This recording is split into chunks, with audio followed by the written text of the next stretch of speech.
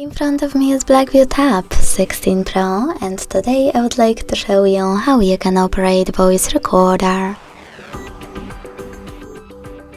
Begin by locating and opening Sound Recorder app on your tablet. If you never used it before, hit allow in the pop-ups. And then before recording, use those three dots at the top right corner to manage all of those options. Then go back and tap on red button at the bottom in the middle. As you can see, recording is on.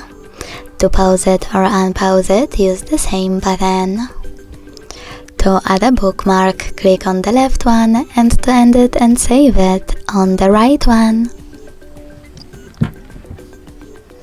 As you can see, my recording is here. To play it, tap on it. To rename it, hold it. Select rename at the bottom in the middle. Type in wherever you want to and hit OK.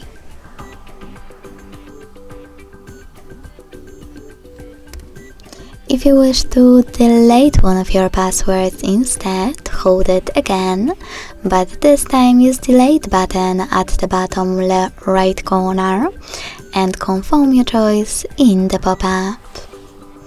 Thanks so much for watching. If you enjoyed this video, leave a like, comment and subscribe. Bye!